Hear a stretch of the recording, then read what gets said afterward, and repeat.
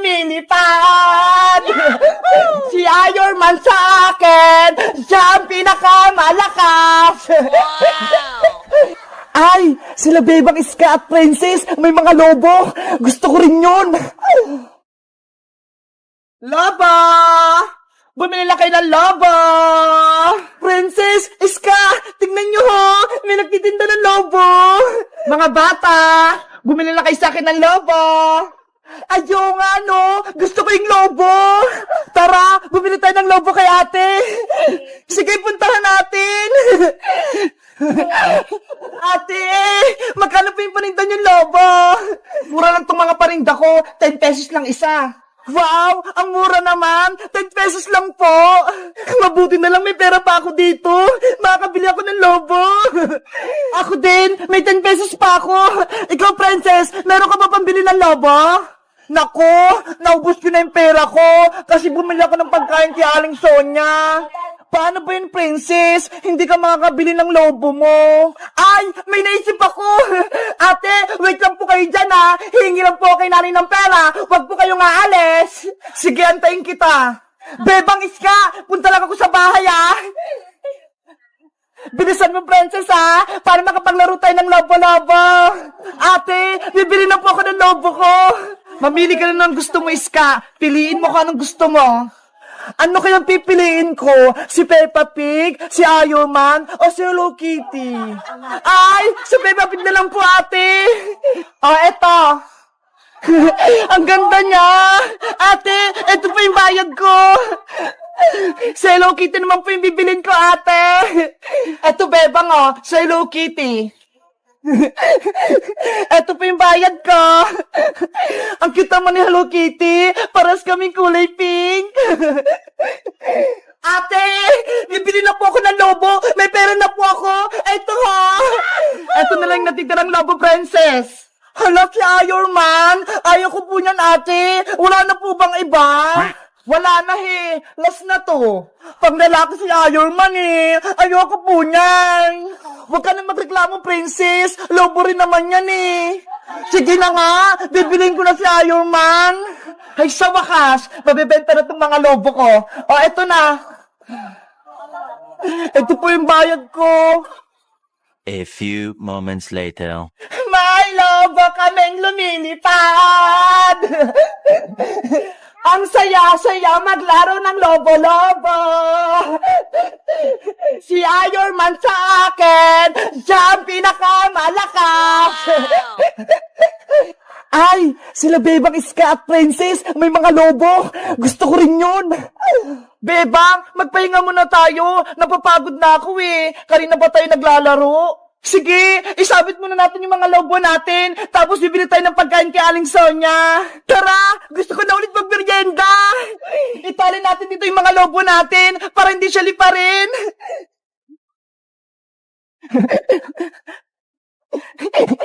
Mga lobo, dito muna kayo ha. Huwag kayong lilipat, babalik kami.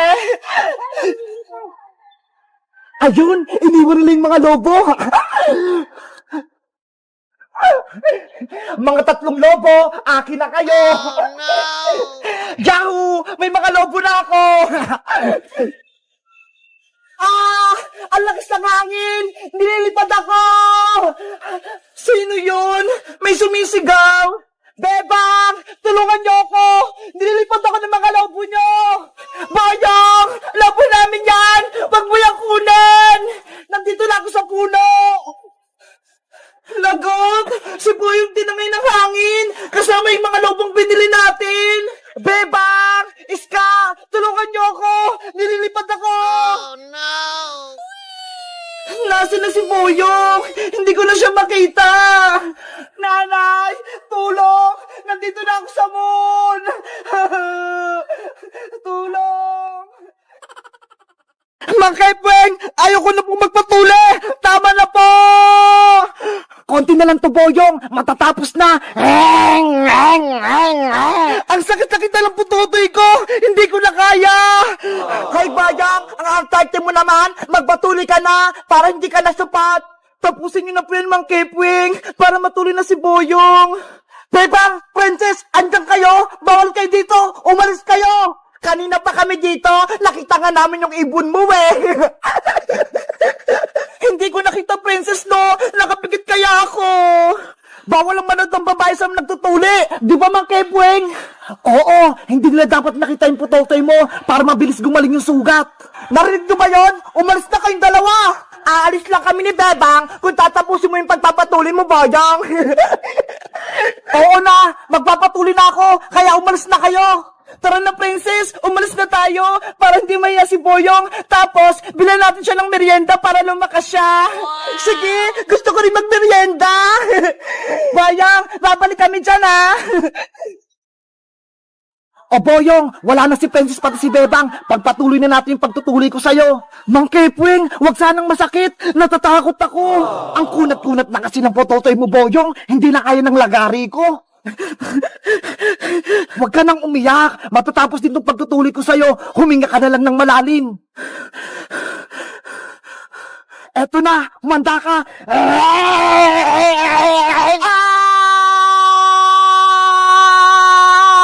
Ayan na, Boyong. Tuli ka na. Hindi ka na supot.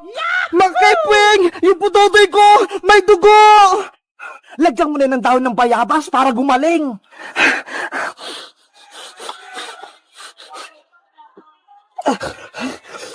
Lilisan mo yan araw-araw, Boyong, ha?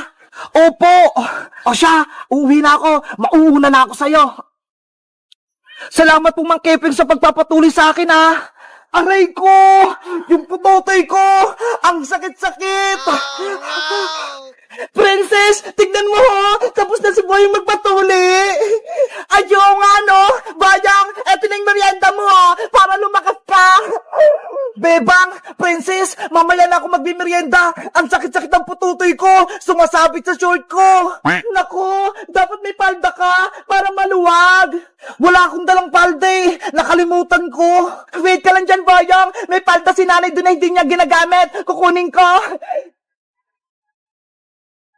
Ang sakit talaga. Hindi ko kaya. Uy, si Bayang, tuli na. Hindi na siya supot. Wag mo nga akong asarin, princess. Hindi naman kita inaasar, ha. Bayang! Asan na yung palda ni nanay? Wow. Salamat, Bebang. Isuot mo na yan, Bayang.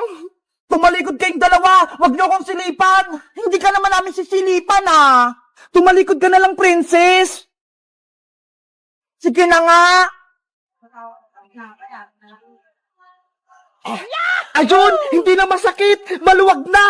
Ayan, bagay sa yung palda, Boyong. Mukha kang nanay. Ikaw talaga, princess. Mapangasar ka. Bayang, akin na tong shirt mo. Hindi mo naman ito ginagamit eh. Oh no! Hoy, princess! Short ko yan! Huwag mo na kunin! Ginagawa mo? Si Bayang! Parang tumatakbong pato! Ika!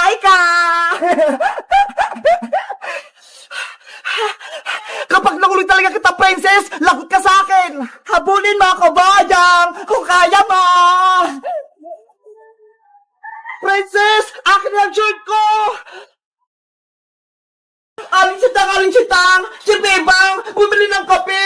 Nasa pack! Sino may sa labas? Sigaw na sigaw! Aling sitang! Si Bebang po! Ano yan, princess?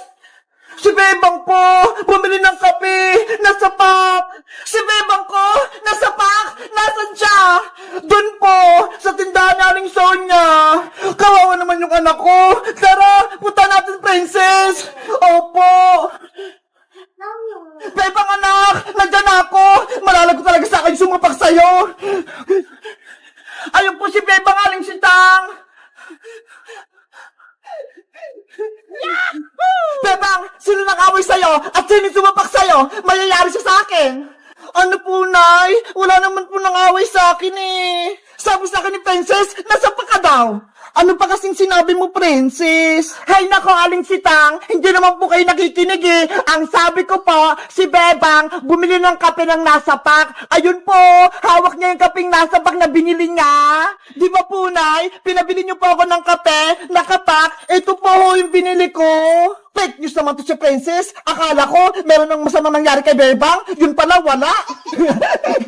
Hindi niyo lang po kasi naintindihan yung sinabi ko, Aling si Tang. Ikaw talagang Princess. Pinareviews mo pa si Nanay. Akin na nga yung kape ko, Bebang. Eto po, Nay. Kaping nakapak pala. Akala ko nasapak. Bebang, nasa na pala yung sisiw ko? Yung pinalaga ko sa'yo? Princess, may masama akong balita.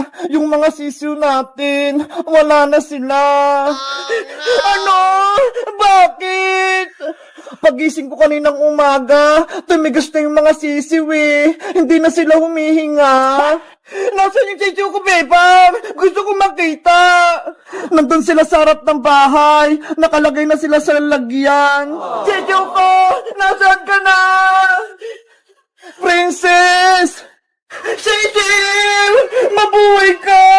Mahal na mahal kita!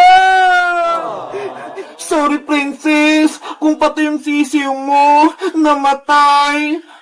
Kasalanan mo to, Bebang! Pinabayaan mo sila! Hindi mo sila inalagaan ng mabuti! Kaya yung sisiw ko namatay! Siguro, hinabol sila ng pusa kagabi. Pati pa nga yung green at red kong sisiw eh, nawala. Baka kinain sila ng pusa. Paano yan? Wala na akong sisiw. Wala na akong alaga. Ililibing na natin tong mga sisiw, Princess, para makapunta sila sa langit. Ayoko pa! Gusto pa makasama tong sisiw ko!